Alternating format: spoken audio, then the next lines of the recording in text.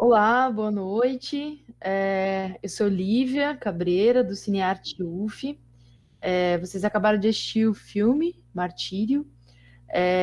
A gente está aqui com dois convidados, que é o Isaac João e o Idjauri Cadwell. Eu vou pedir primeiro para eles se apresentarem para vocês, melhor e tal. E aí, na sequência, a gente vai fazendo um bate-papo aqui, tranquilo. Se alguém da plateia tiver alguma pergunta, algum comentário, pode enviar pelo chat, que a gente pega aqui, traz aqui para os convidados e a gente vai trocando uma ideia.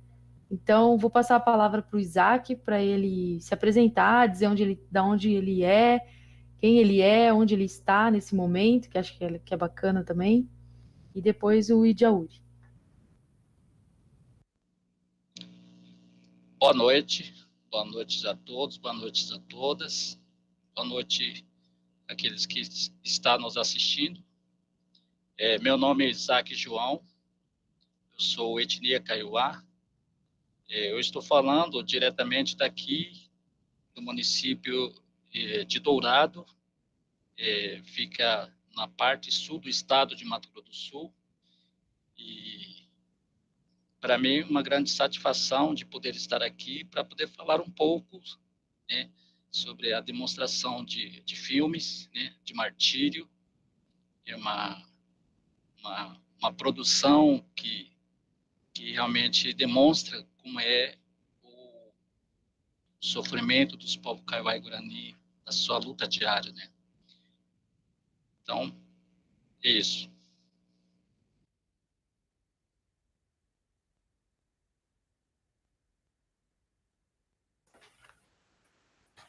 Boa noite também a todos e todas.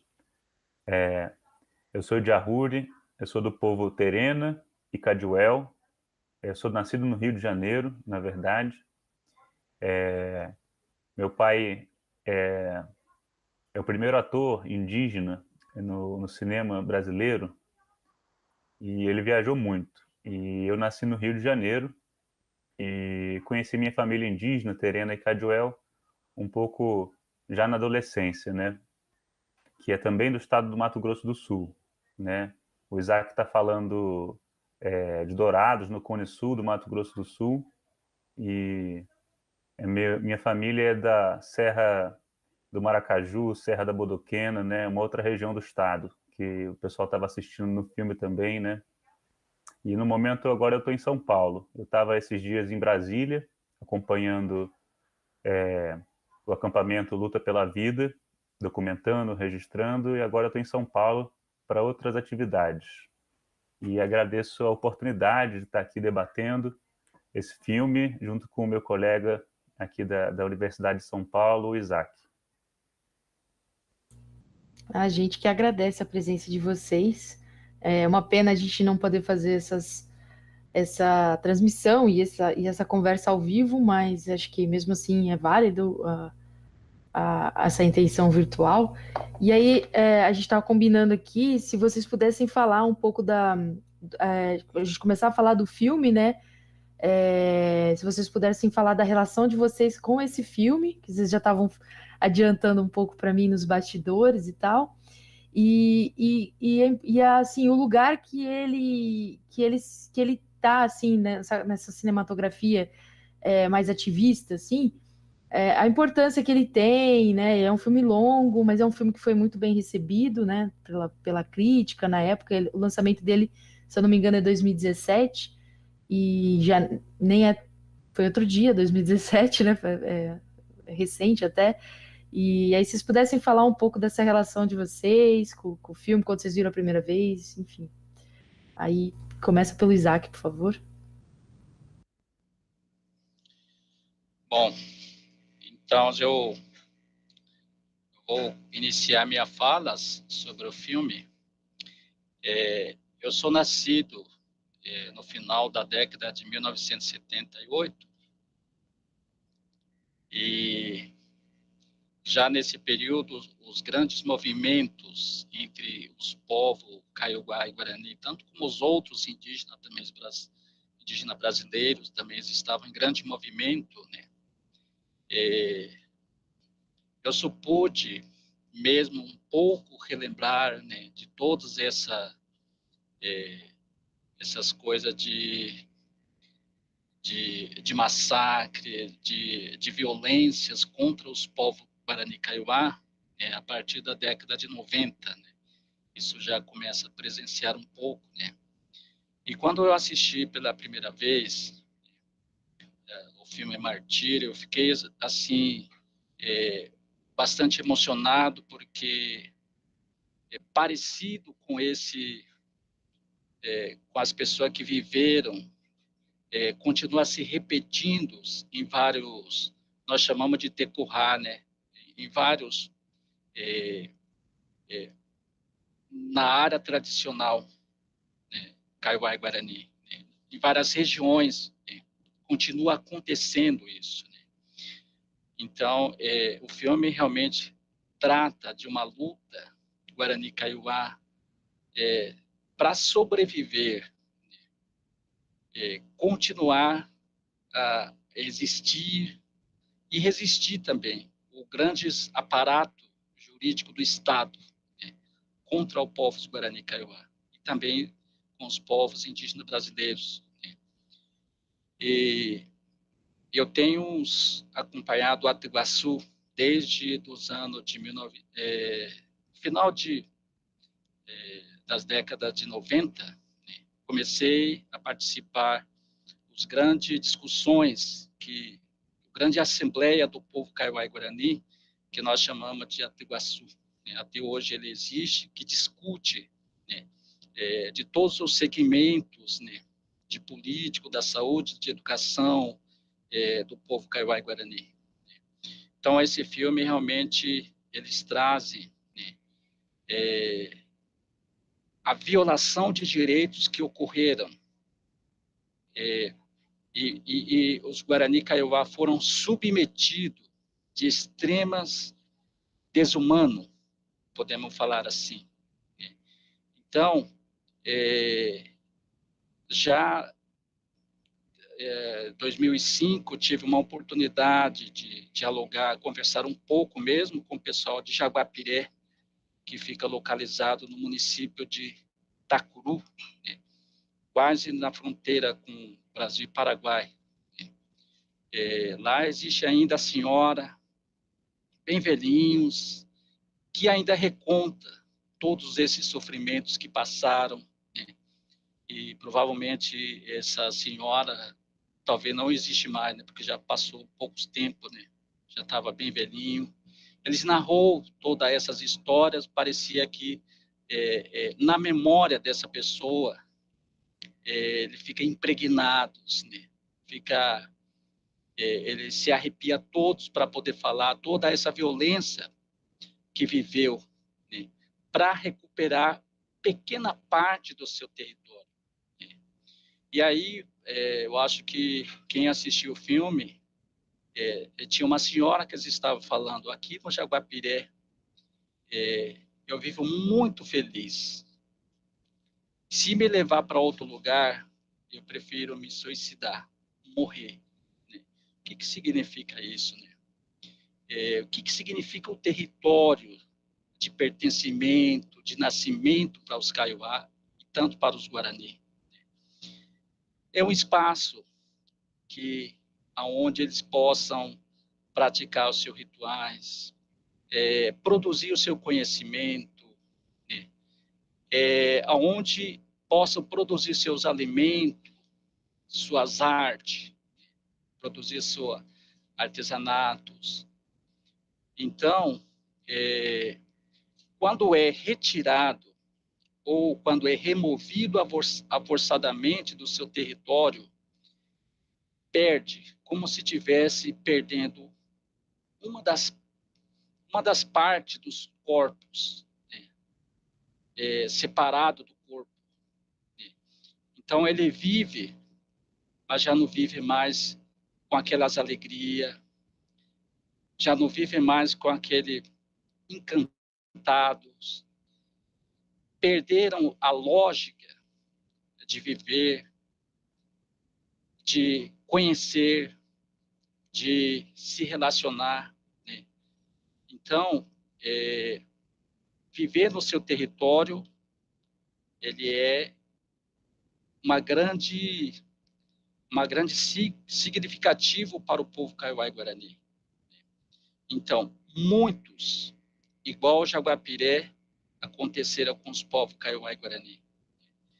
Isso, no século passado, podemos falar assim, porque o mais intenso mesmo que ocorreu de remover os indígenas e levar para um espaço pequenos, foi quando iniciou a demarcação de delimitar as terras pelo SPI, né?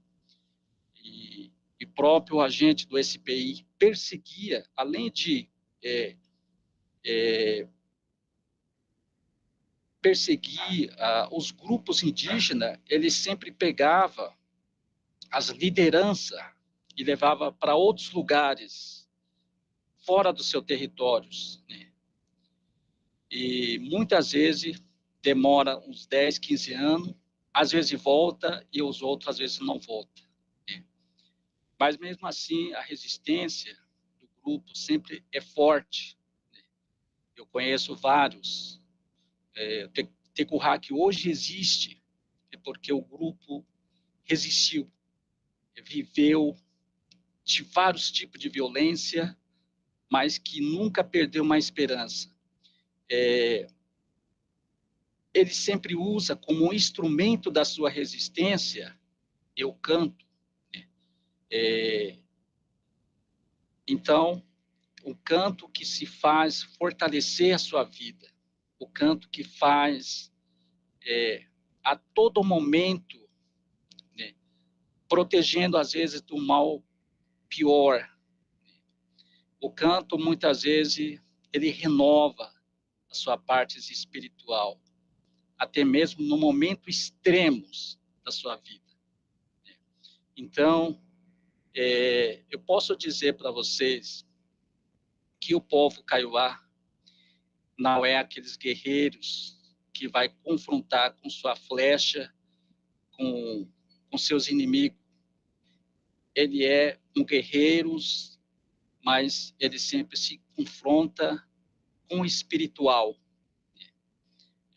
Porque se naquele período não existisse os grandes Nhanderu, que faz os grandes reza, certamente hoje eu, Isaac e João, eu não estaria aqui para poder falar para vocês. Por quê? Porque o meu antepassado passou por vários processos de violência, e até da geração do meu pai, em 1960, uma grande violência que sofreu na sua vida, que ele nem quer falar o que eles passou.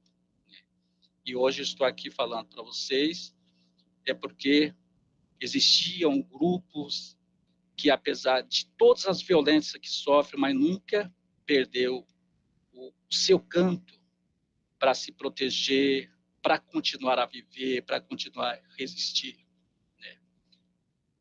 Então, por enquanto é isso, mas eu continuo depois a falar.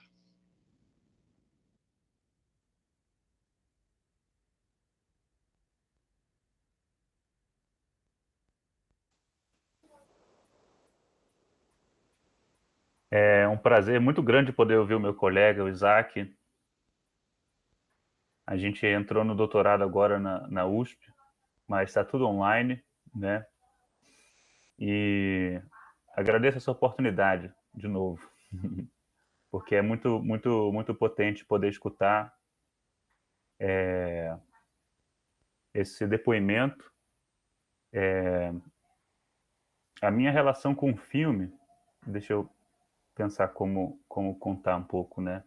Eu já tive em Dourados também, eu conheci o Tonico Benites, né? O antropólogo que aparece no filme, entrevistei ele também para uma pesquisa, né? E pude entender um pouquinho da situação, né? E vi que é muito diferente, na verdade, da área que eu estava contando para vocês, que é a área do povo Terena, a área do povo Caduel, que aliás é mencionado no filme, né, quando fala da Guerra do Paraguai. A Guerra do Paraguai, que foi a maior guerra, né, da América do Sul, e marcou muito o território desses povos cujos territórios foram o palco da guerra, né? Eu percebo que os mais atingidos, sem dúvida, são o povo Kaiowá, Guarani, né, do sul do estado, né? Mas o povo Caduel, embora tenha recebido uma enorme reserva de 536 mil hectares, que é a maior terra indígena fora da Amazônia, por razões que também conta no filme, né, do SPI na época, né, também teve seu território, tem conflito até hoje, né, de invasão do seu território, né, por causa dessa política, desse poder da tutela, né. Enquanto que o povo Terena, por sua vez, teve pequenas reservas, né, e elas nunca foram suficientes para manter a autonomia do modo de vida, o que obrigou a minha avó, meu avô, meu pai, né, a trabalhar em fazendas, né. E eu contava para vocês que meu pai ele acabou por ser o primeiro ator indígena no cinema brasileiro, porque nessas itinerâncias, né, que sair da terra indígena, né, ter que trabalhar para fazendeiro, ele acabou se deslocando, né, e enfim, ele sempre trabalhou com ervas e plantas medicinais, ele trabalha até hoje, há mais de 40 anos com isso, em praças, em cidades, em São Paulo, e no Rio de Janeiro ele acabou atraindo esse interesse dos produtores culturais, né, do pessoal da rádio, do cinema, né? E eu acho legal contar um pouco disso porque é mais ou menos simultâneo, né, a atuação do Vincent Carelli, esse grande cineasta indigenista, né, que marcou a história do cinema brasileiro com a sua atuação, né, suas oficinas do vídeo nas aldeias a partir de 1987, né? Ele conta um pouquinho, né? Ele conta que quando está no território Kaiowá, em 88, é a primeira vez que ele está visitando, né? Aquelas imagens que a gente vê no início do filme, essas imagens que vão voltando, né? Essa história que ele vai costurando, né? E eu acho interessante pensar que o Vincent teve essa iniciativa, né? E de registrar e de fazer as oficinas de cinema indígena, né? De cineastas indígenas, né? E meu pai, por destino, acaso, né? Não sei, ele foi por um outro caminho e se tornou um ator. Ele fez o filme Avaeté, A Semente da Vingança, Quarupi,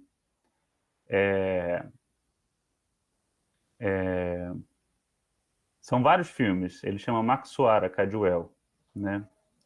E eu fico pensando na potência que o filme do Vincent, que é uma pessoa muito dedicada, né? Muito devota à causa indígena, né? Consegue veicular no filme. E a potência que esse tipo de filme traz para a gente que pode assistir, né? Porque hoje, né, a gente está falando aqui em outro momento, né? Já são, sei lá, 30, 40 anos, né? Desde dos primeiros filmes do meu pai, desde que o Vincent teve lá na aldeia, no povo Kaiowá, nas aldeias, né? Hoje tem muito cinema indígena, ou pelo menos muito mais do que naquele momento, né? Tem uma potência muito grande, né? Embora não seja uma pessoa indígena, né? Mas ele é um indigenista devoto, né? E a gente vê que esse contexto que a Lívia estava falando, né? Desse filme que de 2016 está contando da PEC 215, né? Está falando desse conflito que perdura por muito tempo, né? Perdura desde a Guerra do Paraguai, desde o início do século XX, desde a República Brasileira, né? Consegue ser transmitido no filme, né? Eu acho que o cinema indígena, na verdade, ele tem e o Vincent é um padrinho, digamos assim, né? Do cinema indígena, né? Ele tem muita potência eu acho que esse filme ele tem uma didática muito forte, né, de trazer o histórico, de ter feito uma pesquisa, né, que conta a longa duração, a longa resistência que o Isaac estava contando, assim, de viver na pele, né? E é um filme muito denso, na verdade, né? Ele tem muitas camadas e na verdade, a gente vai falar daqui a pouco também dessa coisa de marco temporal, né? E o filme, ele também já está trazendo argumentos assim, né? Que mostram como essa ideia é uma coisa completamente descabida e absurda, né? A gente tem que tentar usar as palavras mais retas possíveis nesse país que a gente está vivendo, nesse momento que a gente está passando, né? E, enfim, eu saúdo essa oportunidade de estar aqui com vocês e vamos seguir nesse debate. Obrigada, gente.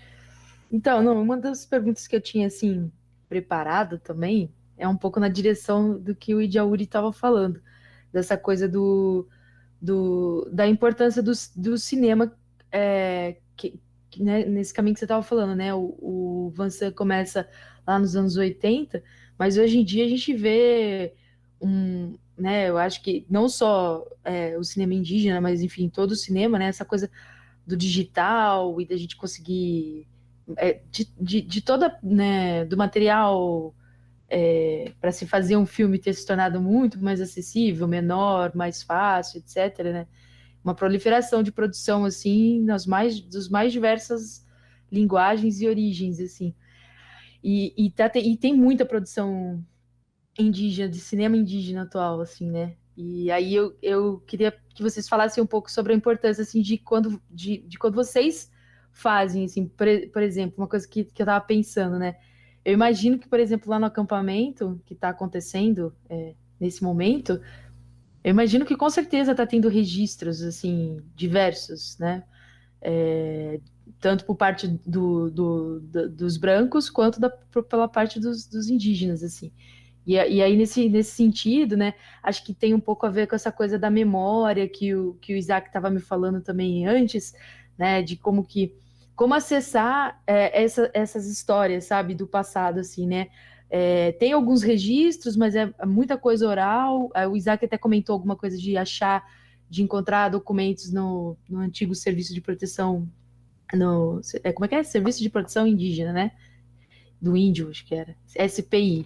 E que como isso vai se tornando um riquíssimo material e que nesse sentido de ter a linguagem à sua mão, de produzir isso, é muito importante, assim, se vocês pudessem falar um pouco sobre isso.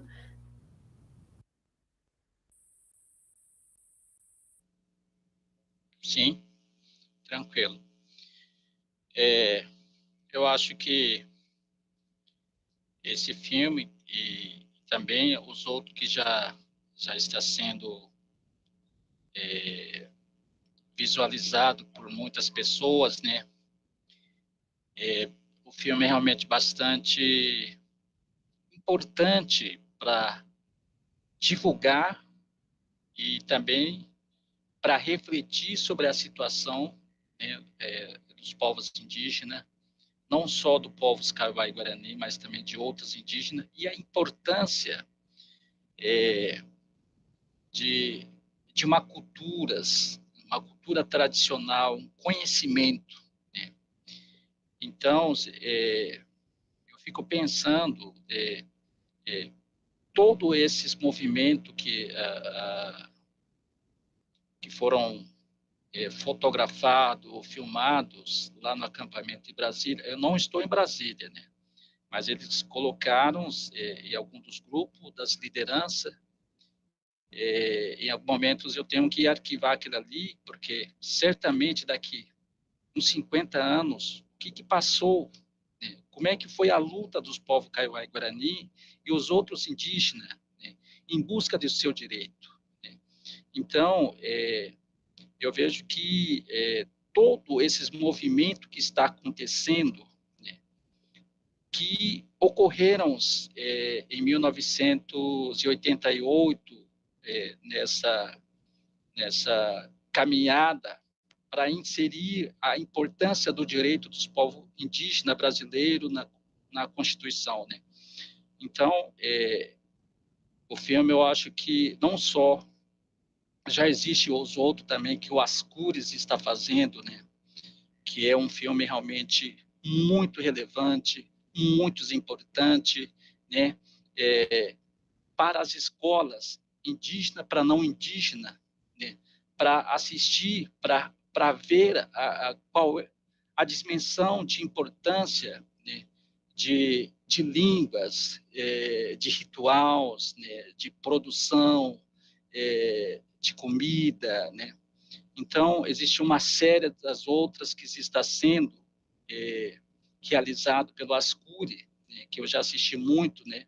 Que trazem realmente uma reflexão importante, igual ao mundo que realmente a gente está vivendo. Então, é isso.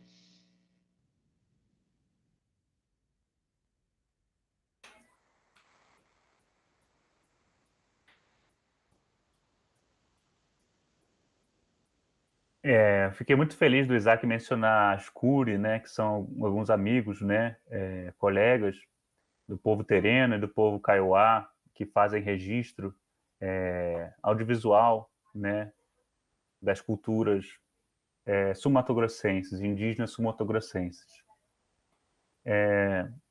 Eu acho que isso tem cada vez tido mais importância, na verdade, né, Lívia?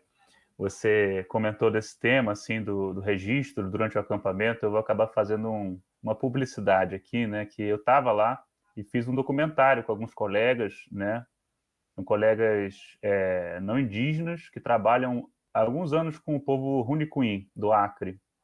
E são produtores musicais, eles se definem como um selo transmídia. Transmídia porque atravessa vários tipos de mídia, né? A gente está aqui através de um, o cinema tem outro, o mediativismo é outro, né? E isso tem tido uma importância muito grande, ao meu ver, assim, como um marco desde 2013, aliás, né? Que foi o ano de fundação, assim, dentro da questão da mídia indígena, né? O ano de fundação da Rádio Iandê, da qual eu sou também por muito tempo fui correspondente, sou também, né? Que é a primeira rádio indígena online, né? Então, essas redes, elas têm sido extremamente importantes. Eu vou botar aqui o link do documentário que eu fiz com meus colegas, que chama Música é Arma de Luta. E eu gostei muito que o Isaac comentou da importância dos rezos, dos cantos kaiowá na resistência, porque era sobre isso que a gente estava tematizando durante esses dias agora, na semana passada, em Brasília, né? Vendo a importância do canto do povo kaiowá, mboiá, chucuru, runicuim, pataxó, caiapó, chavante, cada um dos povos indígenas tendo o canto como uma forma de espiritualidade e de resistência, né? Orando, rezando, né? Usando isso como uma arma de resistência, né? A gente viu o povo, a força do rezo kaiowá no filme, né? E o filme que eu estou aqui compartilhando um pouco com vocês, mas não se restringe só a esse registro, né? Também expressa como isso é importante para todos os povos indígenas, né? A força do canto, né? Dessa espiritualidade. Nesse momento de afirmação de direitos, como também vocês estão trazendo, né? De direitos constitucionais, de direitos que foram conquistados pelo movimento indígena, pela emergência do movimento indígena no Brasil, né? A partir de 1970, 1980, né? A geração anterior, né? A minha, um pouco anterior da geração do Isaac também, cujo povo tem uma pessoa importantíssima, né, na história do movimento indígena, que é o Marçal Tupãí, o Marçal Guarani, que foi um dos primeiros indígenas a levantar a voz, né, contra essa violação, contra esse esbulho, contra essa expropriação que a gente testemunha no filme, né, e que foi assassinado, né, na porta da sua casa, né, e a imagem dele foi registrada em um filme chamado Terra dos Índios. Terra dos Índios é um filme do Zelito Viana, o mesmo diretor que dirigiu filmes do meu pai, e também tem esse registro importante da emergência do movimento indígena no país. Então, a gente está testemunhando, a gente é uma geração que está tendo a oportunidade de ver o florescimento, né, da potência dessas produções, né? A gente aqui, como estudante de pós-graduação em antropologia, cineastas indígenas, artistas indígenas, lá no acampamento eu quero destacar a importância dos advogados indígenas, né, da PIB. Eles estão fazendo história agora com as suas defesas no STF, né, que a gente está podendo assistir também através das nossas mídias, da nossa produção. Cadê a imprensa falando disso? Isso é uma coisa importantíssima, não só para os povos indígenas, mas para o Brasil. E, na verdade, dentro do contexto que a gente está vivendo, do mundo, porque as terras indígenas são 14% das terras, cerca de 14% das terras do Brasil, elas são públicas. Isso é um movimento para tentar privatizar tudo. Acabar com terras indígenas é acabar com terras públicas, né? Não é uma propriedade. O povo Kaiowá mostra isso muito bem no filme, as falas dos anciãos, né? Como eles têm esse pertencimento à terra, como eles não hesitam em falar que vão embora, que não, eles só vão mortos daquele território. Eu acho que o povo Kaiowá, assim, tem meu respeito e admiração, porque é o povo do caso mais dramático que expressa isso. A gente pode ver isso através da mídia, do cinema, dessas produções, né? Como é que a gente consegue, como é que o Brasil vai conseguir respeitar isso, né? Eu acredito que é através dessas produções, desses debates, de movimentações dentro da cultura, né? Das escolas, universidades, debates, né? A importância dos advogados também, né? Mas essa mentalidade ela precisa mudar, essa mentalidade colonialista, agrária, né? Escravocrata, né? Que a gente testemunha no filme de um modo tão duro, né? Com aquele procurador falando como um boi vale mais do que uma família, como um boi vale mais do que um povo, né? A gente está vivendo isso, a gente está vivendo esse momento, né? Que esse acampamento Luta pela Vida é a maior mobilização indígena desde a Constituinte, juntando cerca de 6.000 indígenas de mais de 100 povos do Brasil inteiro.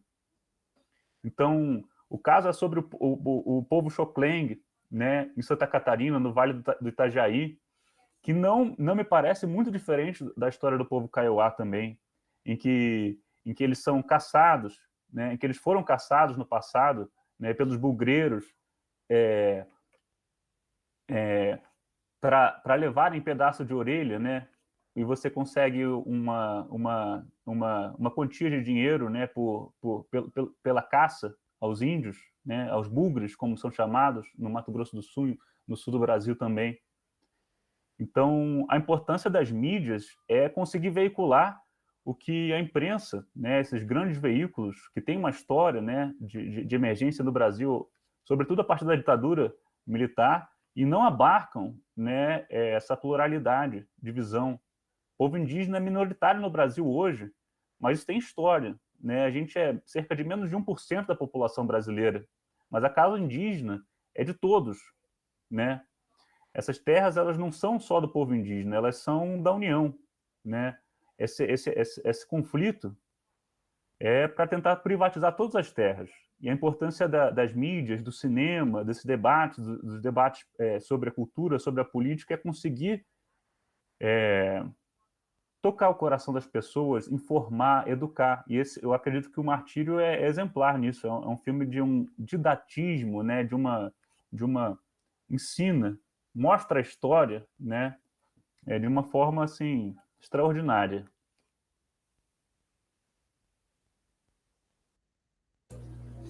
Obrigado, Isaac. Obrigado, Djauri. Não, então, eu estava aqui fazendo até uma linha para puxar, você comentou essa coisa do acampamento, dele ser a maior mobilização assim, recente de povos indígenas em prol de uma causa, né? Tipo, reunindo tudo junto, reunindo num espaço, né? Físico, no caso lá em Brasília, no acampamento e tal, e que já tem aí 2 semanas, agora vai se estender, né? Porque hoje, não sei se quem viu as notícias de hoje, né? O julgamento foi novamente adiado, os votos, né? Foram adiados para quarta-feira, né? Dia 8. Mas eu lendo aqui nas notícias, e enfim, que parece que teve assim um raiozinho assim de notícia boa, que foi o surpreendente posicionamento do Augusto Aras a favor, né? E a favor do Marco não, né? Contra o Marco, no caso, e respeitando, né, a Constituição, o que diz a Constituição, num discurso até surpreendente vindo dele, assim, né? A gente conhece aí, é um cara que está batendo de frente com N outras causas, né? Que tem interferido na nossa vida no Brasil, né? Então, e aí queria que se vocês pudessem falar um pouco das perspectivas, vocês que estão com mais contato com o pessoal que está lá no acampamento, como que eles pretendem seguir até semana que vem, e quais, assim, quais as expectativas mesmo desse voto, assim, eu achei, da minha opinião, assim, de leiga, né, que foi uma boa notícia essa do Aras, e agora aguardar esses votos semana que vem, espero que eles venham, né? Ou se tem muita gente que diz também que a ideia é jogar para frente, né? Tentar dilatar mais ainda esse tempo para desmobilizar também um pouco a movimentação. E aí, então, se vocês pudessem falar um pouco dessa questão das perspectivas de vocês e do pessoal que está lá do acampamento, que vocês têm contato. Sim, mas antes de falar, né, dessa perspectiva, né, vou falar um pouco, porque eu acompanho mais aqui na região da Grande Dourado, região de Amambá e de outras regiões também, entre os povos Kaiowá e Guarani, e a gente se fala muito, né, da mobilização, paralisação de aula, as crianças fazem cartaz, fala, gravam vídeo, né? Então, o Nhanderu, que são os grandes rezadores, sempre toma a frente, né? Então, tudo isso, eu faço uma reflexão que, conforme no entendimento isso dos povos Kaiowá, também dos Guarani, né? Que vai ser mais uma vitória. Essa é uma grande esperança do povo Kaiowá e Guarani. Certamente os outros povos também é assim, né? Mas também, no caso, isso a gente nem pensa que acontece de uma forma contrária também, já tem outros planos, porque a luta vai continuar, né? O que fazer, isso também já está, entre os povos Kaiowá também já está sendo articulado, né? E as lideranças que se encontram, né, lá na capital federal, eles sempre passam umas informações, né, o que está acontecendo, como está o movimento no acampamento, deslocamento do acampamento até o STF, todas essas informações sempre passam, né? Então, aqui na base, isso acontece em tempo real, né? O sofrimento todo um só, né? Tanto como as pessoas que estão lá, tanto como as pessoas que estão aqui, né? Protegendo um ao outro, né? Aqui na base, a partir do momento que está acontecendo as coisas mais graves, a luta corporal, o confronto com os polícia, e aí também intensifica aqui na base. Isso acontece no tempo real, né? Então, eu vejo que uma grande mobilização no sentido de sobrevivência mesmo, né? Nesse sentido, é muito importante relatar aqui que lá no filme tem uma pessoa de fazendeiros, os grandes produtores, né? Ele fala que desde que eu cheguei aqui, eu nunca vi um indígena por aqui. Sempre fala isso, esse argumento, eles continua hoje, né? Quando, em 2011, Dionísio, quando foi morto e o corpo foi desaparecido, qual o argumento que os grandes produtores de sojas usavam?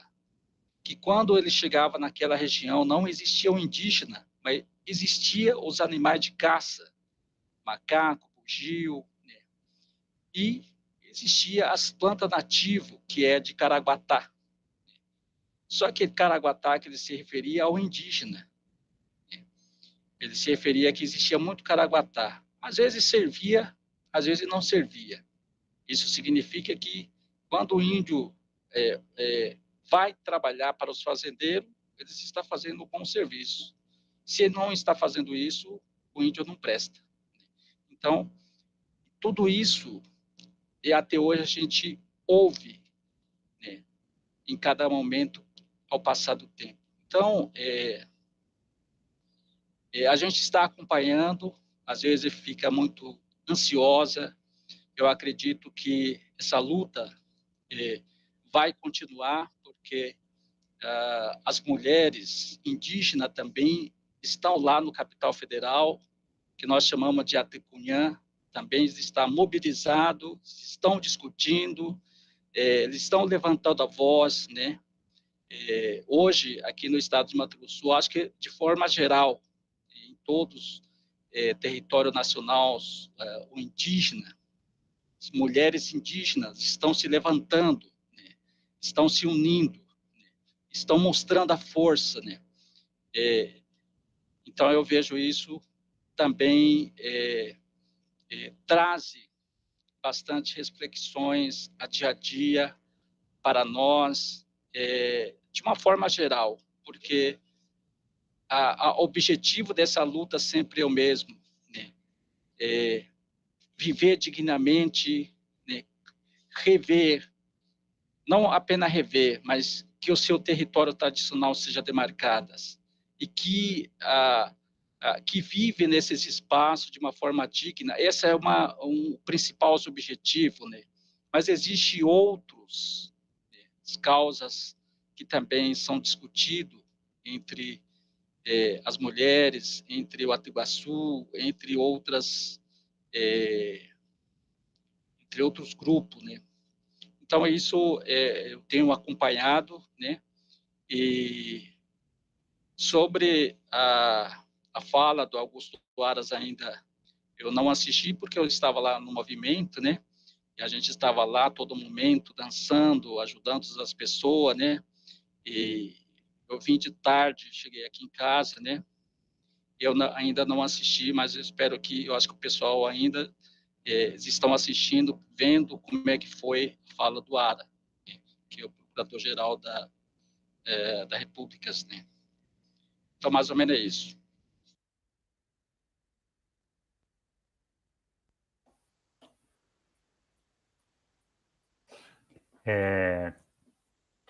A água está rolando, né? Tem muita coisa acontecendo e vai continuar, né?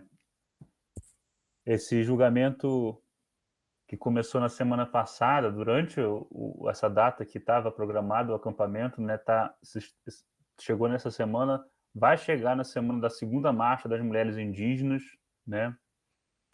Que foi uma estratégia muito boa do movimento indígena, da PIB, né? Que é essa frente ampla dos povos indígenas. E eu acho que a gente, essa indefinição, essa apreensão sobre o que vai acontecer no julgamento, ela só consegue ser apaziguada com os cantos, com as rezas mesmo, porque a gente não sabe o que vai acontecer. Eu também tendo a ser otimista. Sim, eu acredito que é uma interpretação muito, muito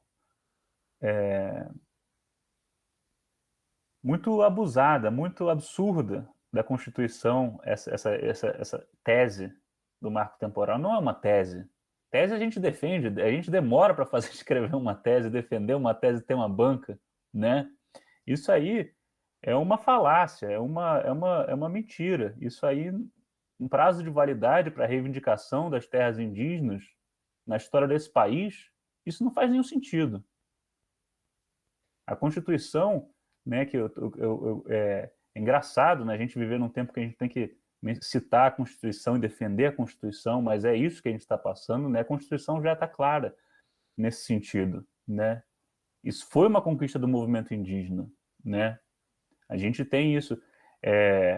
Me lembro também do documentário Índio Cidadão, né? É uma pergunta, Índio Cidadão, né? Do Rodrigo Siqueira Arajejo, né? Que é um documentário de 2014, que na verdade foi o documentário que trouxe à tona essa imagem do Ailton Krenak se pintando durante a Constituinte, né? Esse, a bem dizer, foi o documentário que trouxe à tona essa memória, esse registro, né? Que estava arquivado no Congresso, né? Então, a importância da memória. Essa luta é muito antiga. Essa luta ela é muito ampla mesmo, né? E, enfim, a gente está aqui apreensivo para saber o resultado dela. Eu acredito que vai ser favorável à causa, à causa indígena esse julgamento. A gente não sabe. Vai ser um momento muito rico e potente, esse protagonismo das mulheres nesse momento, porque as mulheres indígenas, elas realmente estão... As mulheres nesse mundo todo, na verdade, mas as mulheres indígenas, elas estão encabeçando com muita potência, né, as vozes, a liderança, né, essa erguer a voz pelos direitos, né. As mulheres, na verdade, estão como as mulheres indígenas, como poucos setores, na verdade, estão erguendo essa potência, né? E vai ser muito interessante poder acompanhar, vibrar junto das mulheres indígenas que vão estar lá em Brasília na semana que vem, né? Eu não fico muito otimista com esse negócio desse procurador ter dado um parecer favorável. Eu acredito que, sim, isso é um sinal positivo, mas é uma guerra longa, né? E eu fico anti-suspeito, porque um outro acontecimento assim desse momento assim, aquele PL, aquele projeto de lei 490, ele não devia nem ter sido passado na Comissão de Constituição e Justiça. Aquilo é completamente inconstitucional. E hoje alguns deputados, senadores, agro-senadores, agrodeputados, falam que esse PL que vai sobrepujar, esse PL que vai valer por cima desse julgamento. O que sinaliza que, mesmo se a gente ganhar essa batalha no Tribunal do Supremo, a guerra ainda vai continuar, né? Esses interesses, esse pessoal vai continuar e vai continuar atacando. Eu lembrei do Índio Cidadão porque, na verdade, além da imagem icônica do Ailton Krenak se pintando, né, ele lista dezenas de projetos de lei. O filme é de 2014. Ele lista dezenas de projetos de lei anti-indígenas. Esse PL já está no filme de 2014. Esse PL é de 2007. Tem vários, né? Não é, enfim, não é para causar, para desestimular, mas é para estar atento, na verdade, né? Porque esse é um momento muito importante. A gente vai, eu acredito, eu estou otimista que a gente vai levar a causa indígena triunfante no plenário do STF. Os advogados indígenas, as organizações indigenistas estão tendo um papel muito importante hoje, mas a batalha vai continuar, na verdade, né? A guerra, a luta vai continuar. E, enfim, eu acho que a importância dos indígenas em movimento, dos povos indígenas em movimento, né? vai continuar sendo primordial, né, nessa transformação, né, nessa descolonização, né, do imaginário do que deve ser esse país, esse projeto de país, né? Eu me lembro, é muito forte, né, o discurso do Ailton, eu acabei lembrando assim, né, quando ele fala que todos são testemunhas, né, de como o povo indígena tem regado com sangue os 8 milhões de quilômetros quadrados do Brasil, cada hectare dos 8 milhões de quadrados do Brasil, né, e, enfim, é uma história longa e a gente está aqui presente num momento importante dessa história e a gente vai ter que continuar se movimentando, né? A gente sempre fomos povos de guerra, povos de festa, de canto, de rezo e de guerra também, né? Não é querer desanimar, desestimular, mas estar atento, né?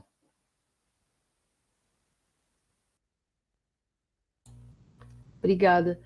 É, eu estava pensando nisso mesmo, assim, né? Claro que toda essa mobilização, agora ela está tomando eu acho, né? Eu acompanhando as notícias, acho que agora ela tomou uma visibilidade maior, porque semana passada eu me lembro que a gente quase não via notícia, né? Sobre o acampamento e sobre o início, né? Da votação nos jornais, nesses jornais de maior circulação, e para você ter a informação era isso, você tinha que procurar mídia alternativa, mídia ninja, a PIB, etc., para poder saber o que estava acontecendo. Mas acho que agora ela tá com essa extensão assim, né? Ela tá, parece que aparecendo mais, ainda que, ao meu ver, seja muito pouco, assim, né? Comparado com outras notícias que ganham espaço, assim, que, né, na mídia e tal. E aí eu tava pensando justamente nisso, assim, né? Como, claro, é importante a vitória nessa questão do marco e tal, mas a luta não vai parar aí, né? É isso que você falou, tem N outras. Quanto tempo a gente, né, vai ter para ter que se mobilizar novamente, fazer uma grande mobilização para lutar contra um outro PL ou, enfim, qualquer outra coisa. E as lutas que são, vamos dizer assim, não sei se é uma boa palavra, mas mais pontuais, né? Porque, por exemplo, tem vários processos de demarcação parado, né? Isso não significa que de uma hora para outra, né, outras lutas que já vêm de anos, elas vão ser resolvidas, né? Muitos povos ainda brigam lutam por seus espaços e ainda tem muito chão para andar, né? E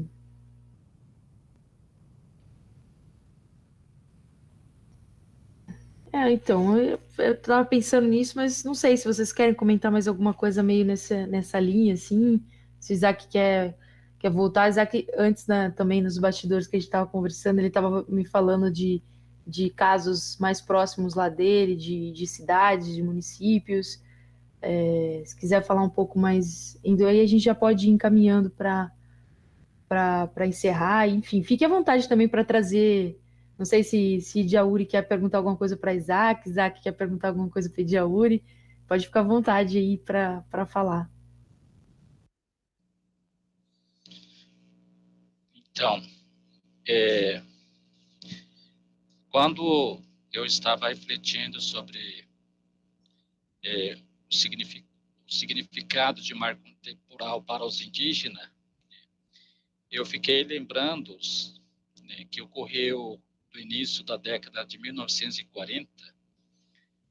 Nesse período ainda, o Kaiowá, né, aqui na região da Grande Dourados, né, que abrange quase até o Rio Eviemas, uma área muito grande, né, e o governo acabou criando um projeto chamado Colônia Nacional Agrícola de Dourados, né, que é o CAND, que foi criado em cima do território Kaiowá. E primeiro eles teriam que dispersar os Kaiowá, ou seja, O Kaiowá que está ainda morando nesse território teria que ser levado à força, né, para a reserva aqui de Dourado ou de outra reserva, Mambais, né, levar à força. Ele é perseguido. Né, ele é perseguido pelo agente do SPI, ele é perseguido também, em alguns momentos, pelos missionários, também ele é perseguido pelo agente do Estado, né, perseguido pela polícia, né. Eu tinha umas histórias, isso que ocorreu desde 1929 até em 1940, existia uma grande liderança que resistia de todos os tipos de violência. Pegava ele, levava para o estado de São Paulo, mas ele voltava a pé, de lá voltava a pé, levava muitos meses para poder chegar. E quando chegava, teria que ser levado para outros lugares. Enquanto isso, tentava mobilizar o grupo. Isso ocorreu, né? Depois, quando foi criado a Colônia Nacional Agrícola de Dourados, as terras foram distribuídas, porque na visão do Estado, tanto para os colonizadores, a área estava vazio, né? Mesmo que a presença indígena nesse território era grande, mas não era visibilizado isso. A terra estava vazia. E o indígena teria que ser mobilizado, levado à força para outros lugares, remover os indígenas. Depois foi criado a colônia municipal de Dourados, né, em cima do território indígena. Depois foi criado vários municípios, né, até em 1980 existia uma criação de um município. A cidade, o município que eu moro, chama-se o município de Pradina. Foi criado em 1978, o período que eu nasci. Que antes não existia esse município, mas foi criado em cima da terra indígena. E existe muitas histórias que a cidade, no centro da cidade, existia uma grande casa de reza, que era do indígena. E de lá que os indígenas foram expulsos, né, com a força bem brutal mesmo, né. Então, depois disso foi criando várias leis, né, que hoje nós chegamos nesse ponto, né.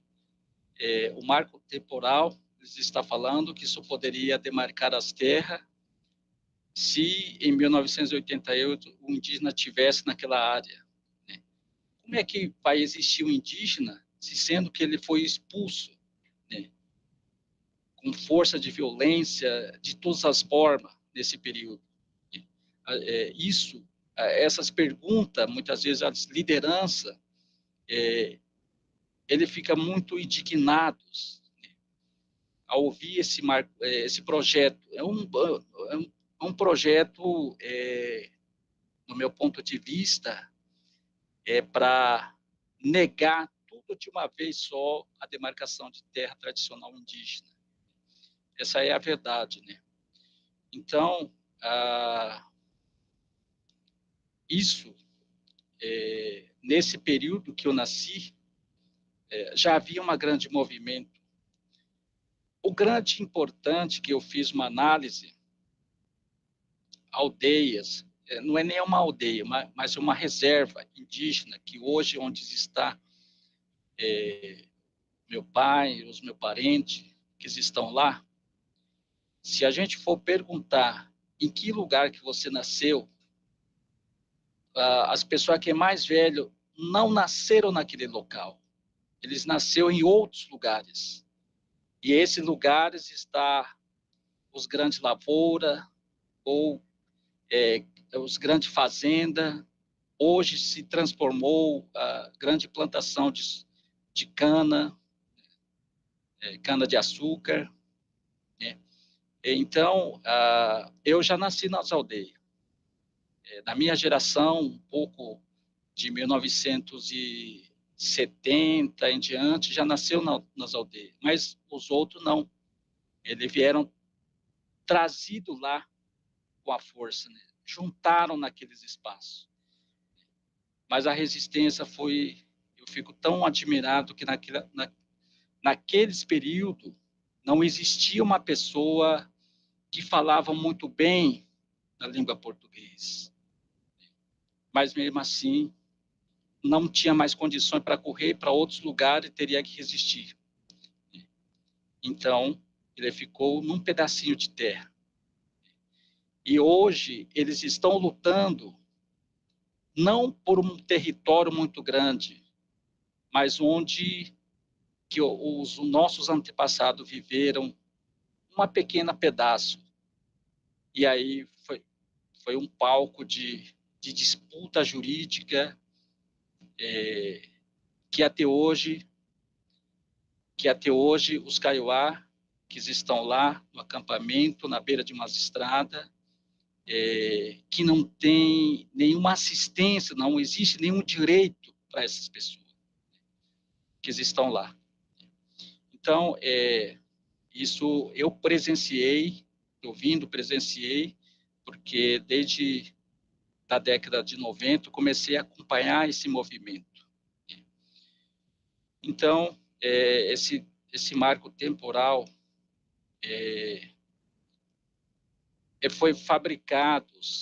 foi pelo grupos de grande empresário, de grande plantador de soja, pelos fazendeiros, que se apossou nas terras indígenas.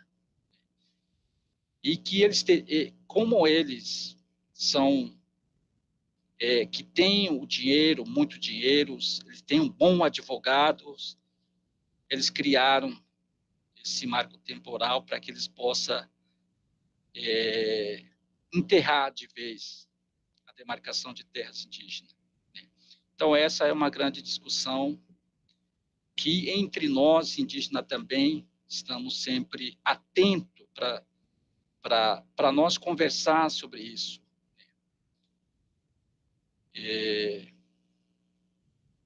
Então, mais ou menos é isso que a gente está passando. A gente continua atento, né, porque toda a minha família estão no acampamento. Eu vou lá, eu visito, eu fico lá, né, uma área pequena, numa área improdutiva, onde só tem pedra, né, arredores são os grandes lavouras, grande plantador de soja, né, que a água que passa lá que passa no meio da lavoura, muito contaminado, né, muito contaminado. Isso não se presencia apenas nos acampamentos, mas quase em todos onde está o acampamento Kaiowá e Guarani, na região sul do estado, na região de fronteira, por onde que eu andei, eu constatei isso. Então, o indígena está sempre lutando para sobreviver, está em busca de seu direito. Pouco antes de eu entrar aqui, eu assisti um vídeo que uma liderança de acampamento mandando recado para o STF, e ele fala que ele vai resistir até a morte naquele lugar, porque não tem para onde ir. Mas para poder retirar de lá, daqueles espaços, teria que primeiro matar todos. Só assim o corpo poderia ser retirado naqueles espaços. Né? Então, um recado muito forte, né? Tentando sempre resistir. Eu, por ser Kaiowá, por ser um membro da comunidade, isso sente na pele, porque minhas famílias estão lá, meus pais estão lá, meus irmãos estão lá, meus tios estão lá. Então, às vezes, a gente passa por um momento muito difícil, né? Mas sempre a gente troca um diálogo uma estratégia, tentando sempre resistir. Então, para mim foi uma grande oportunidade que posso falar um pouco aqui, né, sobre as situações que o filme trouxe, né, no martírio, e que os Kaiowá e Guarani continuam vivendo muito mais extremos, muito mais em situações de violência, insegurança, de todas as partes isso está ocorrendo. Então, a gente tentando sobreviver, tentando resistir, mas a luta não vai parar. Como diz uma liderança, só a gente vai parar depois de a gente morrer, mas os outros vão continuar.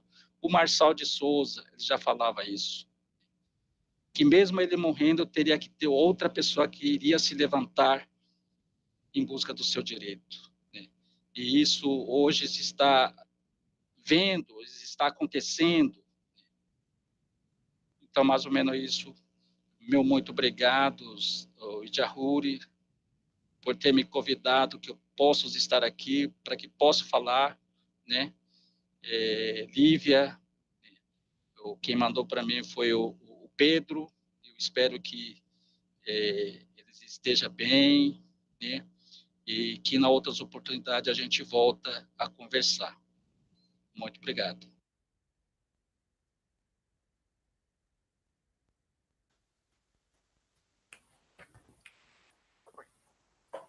Eu também estou feliz assim pela oportunidade de estar aqui conectado com vocês, gente. E a fala do Isaac me lembrou um projeto que eu fiz nesses últimos meses dentro do Museu da Pessoa. Se eu puder falar um pouquinho sobre isso, que é um museu de histórias de vida, né? E dentro desse museu eu coordenei algumas entrevistas com pessoas indígenas defendendo suas terras, né?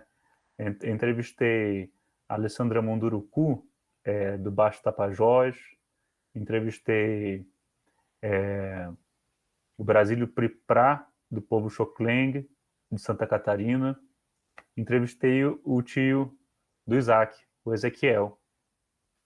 E me lembrei porque tanto o Ezequiel quanto o Brasílio, o Xocleng, eles falam também o que o Isaac falou.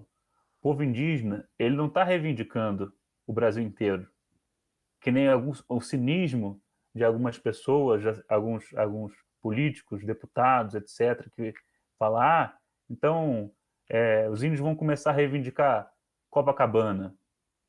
Não. Os povos indígenas estão reivindicando um mínimo. A gente está aqui, nesse momento, defendendo essa causa no STF para defender o mínimo, o básico, um direito que já está garantido na Constituição. A gente não está defendendo mais nada. A gente está defendendo o cumprimento do que já estava inscrito lá, né? E tanto o Ezequiel quanto o Brasílio falam isso. A gente não tá querendo tudo de volta. A gente está querendo o mínimo, a dignidade que o Isaac estava falando, né? E eu achei muito potente poder ouvir. Vocês estão convidados a escutar esses depoimentos, a ler essas entrevistas, estão nesse site do Museu da Pessoa, né? O Ezequiel João, o tio do Isaac, e o Brasílio Priprá, do povo Xocleng, que também é uma liderança que acompanha há muito tempo a causa do povo Xocleng, e com ele eu pude aprender também um pouco da história desse povo que tá na linha de frente, né? Mas que não está sozinho, né? Os povos indígenas estão todos de mãos dadas nessa causa. Não é só o povo Xocleng, não é só a terra Ibirama, Laclano, lá do Vale do Itajaí, em Santa Catarina, né? Isso afeta todos os povos indígenas e todos nós estamos unidos nessa defesa desses direitos mais básicos, desses direitos mínimos, né? dentro desse tempo tão cheio de coisas fake, né? Tão cheio de coisas vazias, né? E, enfim, é uma alegria, uma honra estar podendo me comunicar, estar conectado com vocês para fazer esse debate sobre o Martírio, esse filme primoroso, né, para relatar um pouco da história do povo Kaiowá, do Isaac e dessa situação que a gente está passando hoje de defender os direitos que já estão inscritos na Constituição, né, contra essa tese do marco temporal, né?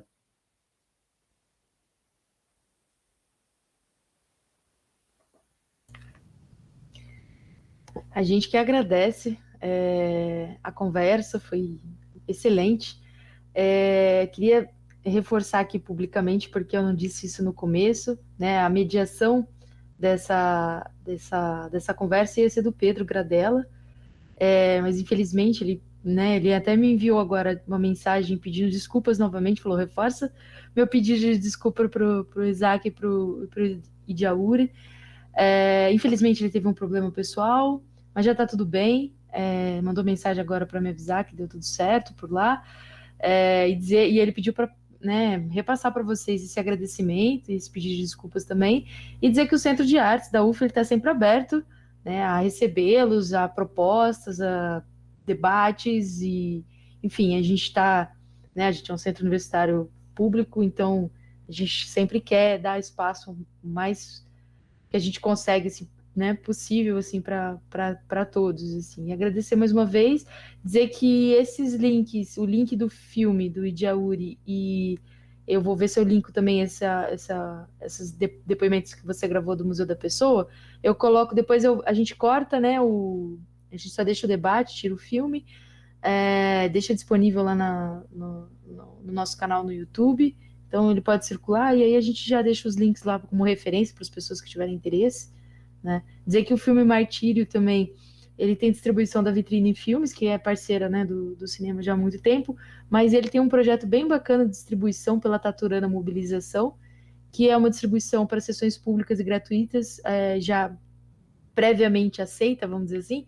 Então, quem quiser marcar sessões coletivas, é só entrar no Taturana Mob, que pode acessar o filme lá e assim, fazer exibições e debates, que acho importante dizer isso, porque é um projeto bem bacana, e tem lá um catálogo incrível, e dentre esses filmes está o Martírio, e enfim, pode circular muito mais, acho que chegar em mais pessoas. Obrigada mais uma vez, vou pedir só para vocês ficarem aqui um momentinho, o Rafa vai finalizar ali, e é isso. Obrigada ao público também.